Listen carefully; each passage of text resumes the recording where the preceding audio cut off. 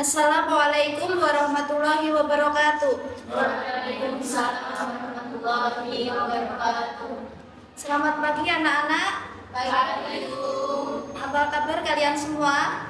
Alhamdulillah. Sebelum memulai pembelajaran pada pagi hari ini, marilah kita berdoa supaya diberikan kelancaran dalam mempelajari pelajaran pada pagi hari ini. Berdoa mulai.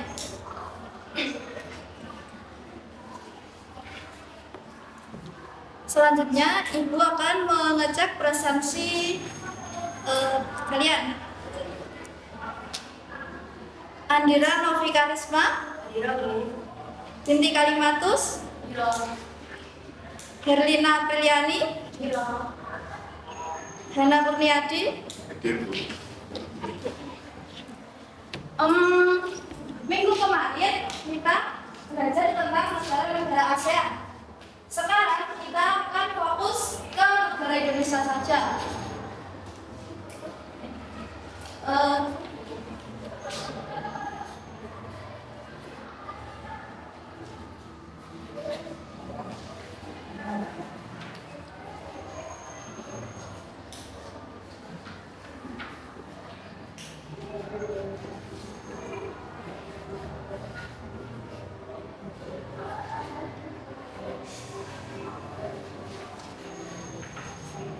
Nah, hari ini kita akan belajar tentang keragaman etnik dan budaya.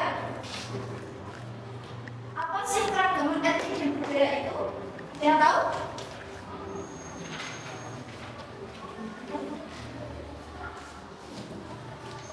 Keragaman etnik dan budaya itu yaitu sekelompok manusia yang memiliki kesatuan budaya yang sama dan identitas sehingga membentuk identitas sama. Keragaman budaya di Indonesia itu sangat melalui proses yang sangat panjang, yaitu melalui interaksi antar suku dan juga bersinggungan dengan budaya Indonesia dengan budaya luar. Terus ciri-ciri budaya Indonesia itu ada bahasa, terus adat istiadat, sama nenek moyang yang sama. Nah, di Indonesia itu ada berbagai macam bentuk etnik dan budaya. Yang pertama yaitu bahasa. Di Indonesia itu terdiri dari dua bahasa, yaitu yang pertama bahasa Indonesia. Bahasa Indonesia itu bahasa resmi yang digunakan dari Sabang sampai Merauke. Nah, yang kedua yaitu bahasa ibu. Bahasa ibu itu ya bahasa daerah, biasanya digunakan di daerah-daerah tertentu. Contohnya bahasa Jawa, mayoritas masyarakatnya biasanya menggunakan bahasa Jawa di Pulau Jawa. Ada juga yang mayoritasnya berbahasa Jawa di Pulau Sumatera yang masyarakatnya telah migrasi dari Jawa ke Sumatera. Itu biasanya menggunakan bahasa Jawa itu kelahiran tahun 90-an ke atas. Itu sehari-harian bahasa Jawa. Kalau yang kelahirannya tahun 2000-an seperti kalian, kesehariannya itu sudah menggunakan bahasa Indonesia. Tapi ya tidak semuanya. Yang kedua yaitu rumah adat.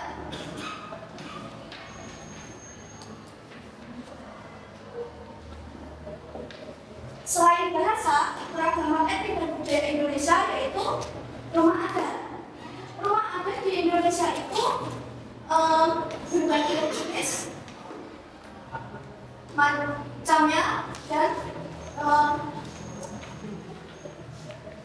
rumah adat di Indonesia itu memiliki perbedaan seperti bentuk rumahnya, terus bahannya bahan untuk membuat rumah adat tersebut, atap rumahnya juga berbeda,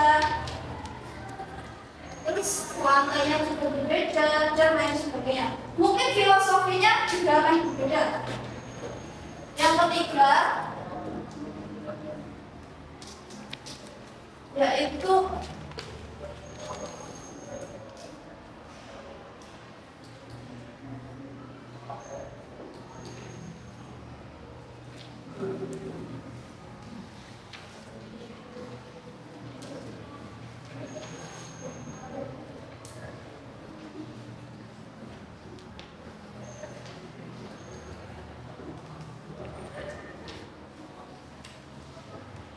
pakaian adat dan senjata adat.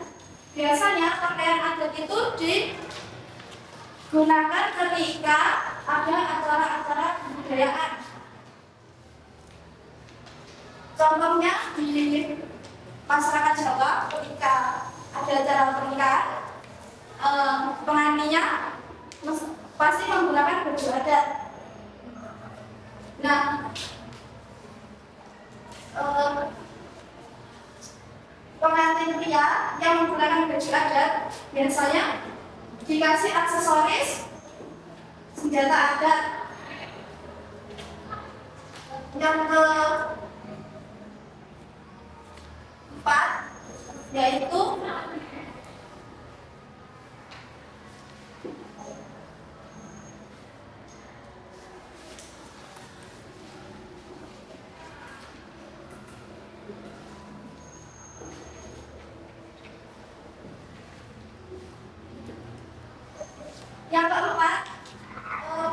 tarian dan pertunjukan rakyat. Tarian di Indonesia itu ada berbagai macam, sangat banyak ya. Ada tarian itu memiliki makna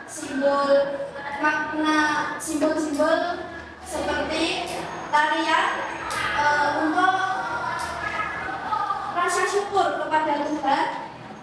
Contohnya itu kayak tarian piring.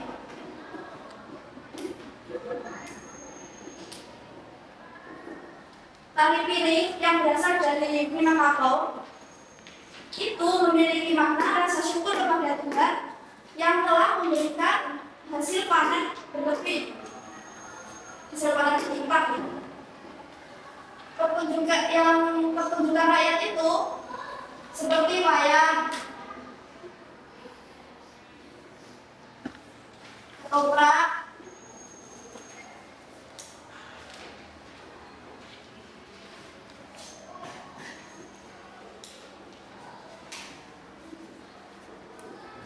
dan budaya-budaya lainnya. Yang kelima,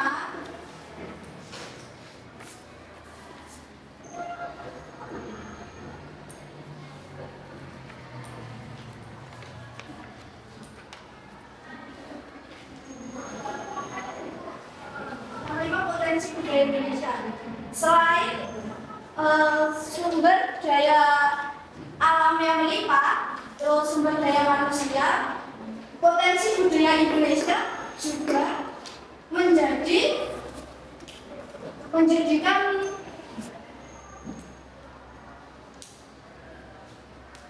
proses pembangunan Indonesia. Contohnya, ketika wisatawan asing datang ke Indonesia, datang ke Jogja, kan di Jogja ada wisata-wisata yang banyak. Terus di sana ada budaya batik. Nah, masyarakat di sana pastinya menjual batik ke wisatawan tersebut. Biasanya wisatawan asing itu kalau datang ke suatu wisata, pasti harga produk di sana akan dinaikkan, sehingga dengan harga tersebut akan menambah potensi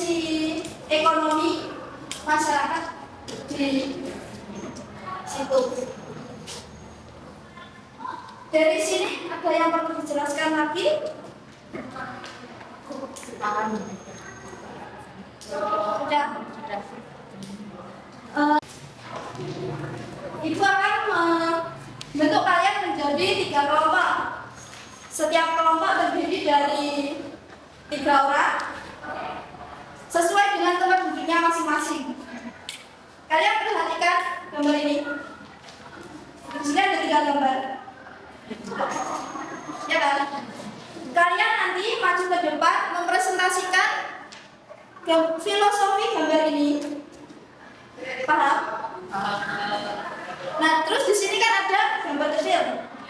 Gambar kecil ini nanti kalian gambarkan di sini sesuai dengan tempatnya. Oke, Ibu beri waktu 3 menit dimulai dari sekarang.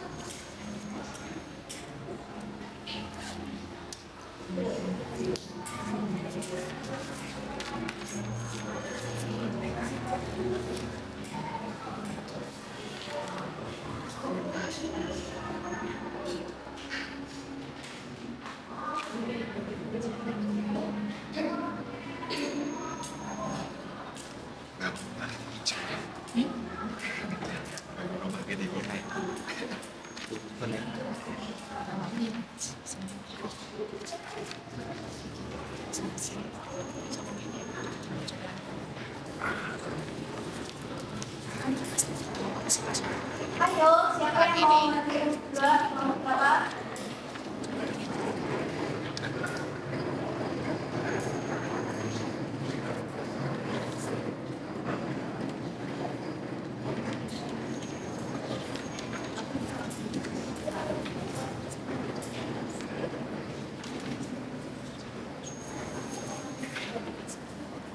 Ayo makan dulu.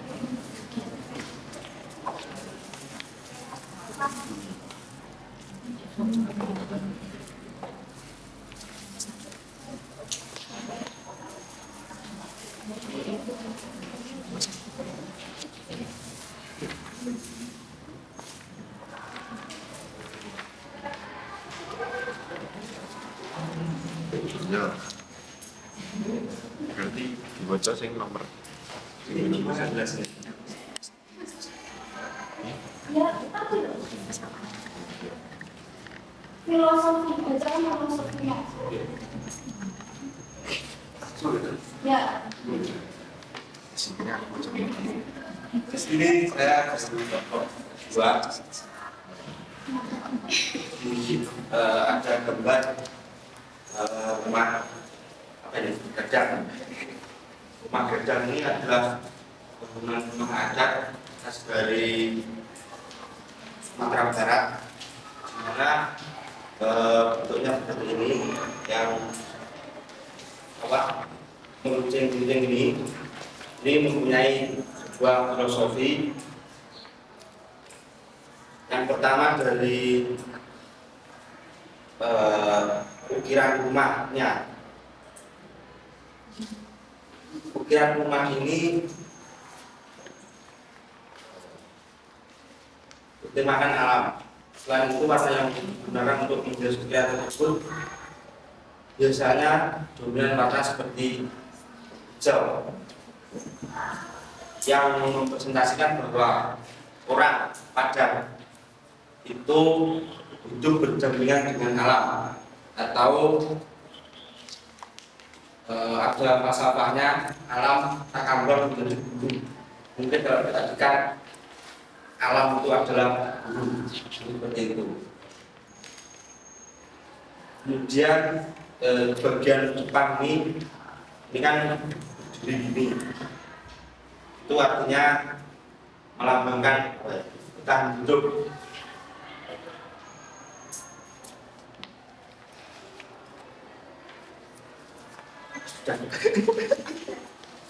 Beri tepuk tangan untuk kelompok kedua.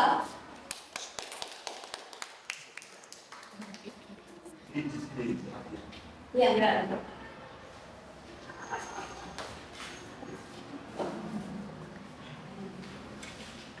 Ayo untuk kelompok pertama tampil dulu.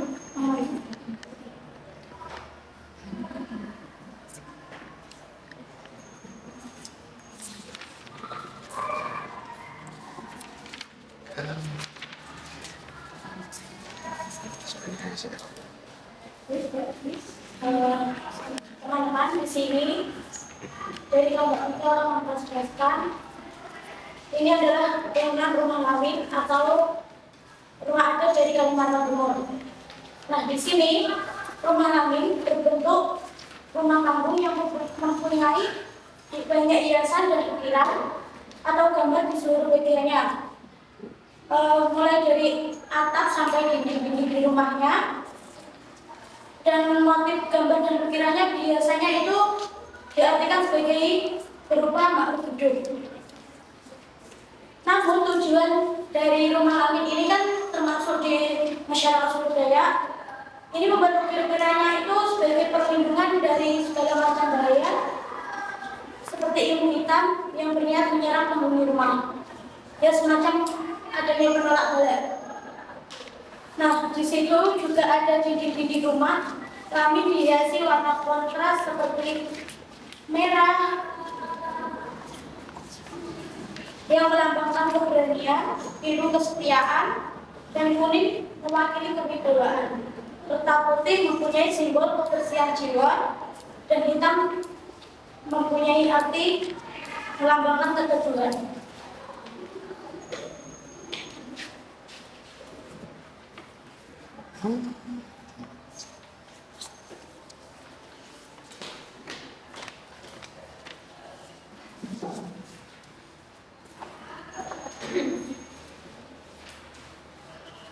Ya, saya akan mempresentasikan rumah ini Brunei dari Papua.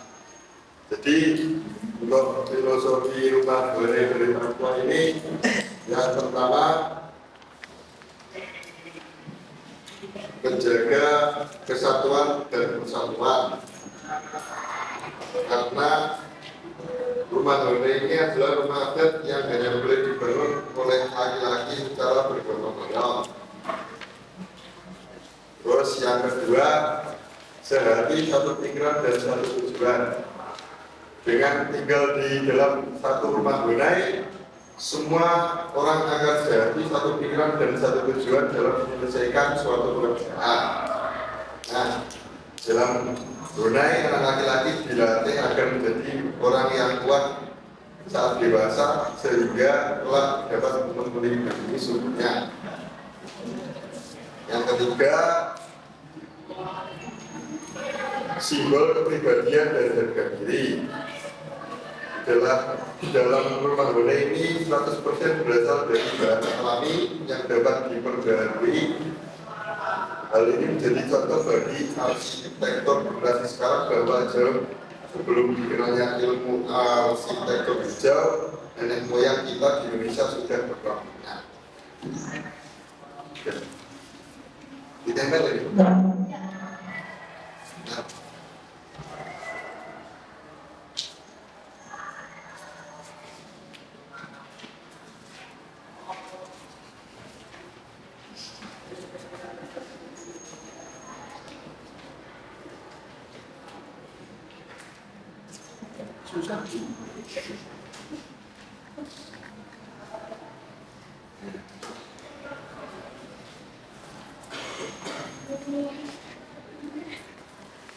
Oke, karena waktunya sudah habis, Ibu akan masih pesan kepada kalian sebagai generasi muda. Kalian harus melestarikan keragaman etnik dan budaya yang ada di Indonesia. Jangan sampai budaya Indonesia itu terklaim oleh negara lain.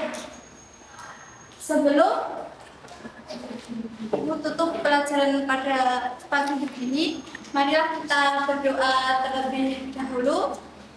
Berdoa mulai.